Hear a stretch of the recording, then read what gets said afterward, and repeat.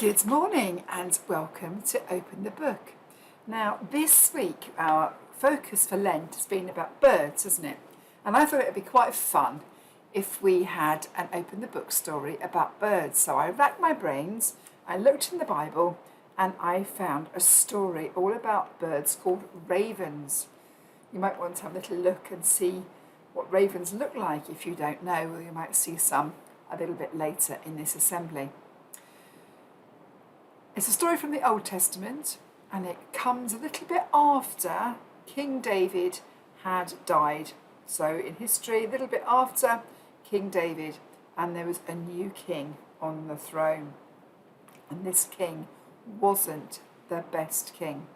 And Elijah was one of God's messengers, a prophet, who was telling people about God and trying to tell the king to change his ways. So let's open the book and let's read Elijah and the ravens. If David was the best king God's people had ever had, then Ahab was one of the worst. He didn't listen to God at all. No, he worshipped a statue called Baal, and what is worse, he made a lot of God's people do the same. God was not happy that his people had replaced him with a God who was nothing more than a pile of sticks and stones. So he whispered into the ear of a prophet called Elijah, a man who had not forgotten him. Tell King Ahab that what he is doing is wrong. Tell him that I will stop the rain from falling until he stops worshipping Baal. Elijah passed God's message on to Ahab. But Ahab just laughed. That is, until it stopped raining.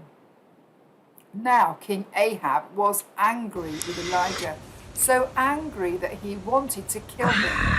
So God told Elijah to hide in a deep ravine east of the Jordan River. But how will I live? Asked Elijah, out in the wilderness and all on my own. I've sorted that, God answered. I am the real God, after all, remember? And not some statue made of sticks and stones.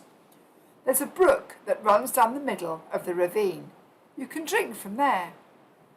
And I've asked a few of my feathery friends to feed you. Elijah wasn't sure what God meant, but he trusted God to take care of him. So Elijah crossed the Jordan and hid in the ravine. He drank from the brook, just like God had told him to. And on the very first morning, some of God's feathery friends came cawing. They were ravens, and in their beaks and in their claws they carried meat and bread for his breakfast. Elijah ate until he was full, and when evening came, the ravens came cawing again, with more bread and more meat for his tea.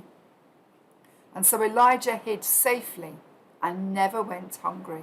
God fed Elijah in his Raven Ravine restaurant because he was, after all, the real God and not some statue made of sticks and stones. So that's a good story about birds, isn't it? It's an interesting way to get your breakfast. Did you notice the part where the story said Elijah wasn't sure what God meant, but he trusted God to take care of him? It might not have been quite what Elijah expected, but God certainly did take care of him, didn't he? And made sure that he got enough food. So let's close our eyes for a moment and think about how God took care of Elijah. The food the birds brought for Elijah probably wasn't his favourite kind of meal, but it was enough to keep him alive, and he was grateful.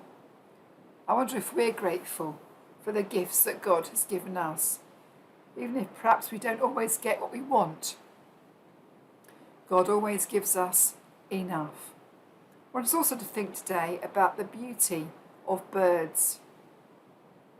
Maybe you've seen some flying around this week if you've been looking at them. Maybe I've seen some blue tits this week, and I went into the beaches and I saw some blue tits flying around. It was as if they were doing a little dance. They were amazing. I often see a robin in my garden. Birds are amazing things. And the birds in this story helped Elijah. So I'm going to say a prayer now, and if you want to make it your prayer, you can say Amen at the end with me. Dear God, thank you for the food which keeps us alive. Help us to be grateful for all that we have, even if we don't always get our favourite things to eat. And we thank you too today for the beauty and the variety of birds that you have created, for great big black ravens, for the greedy magpies, for the beautiful blue tits, for the swallows, for the cuckoo, and for the robin who we always think about at Christmas. Amen.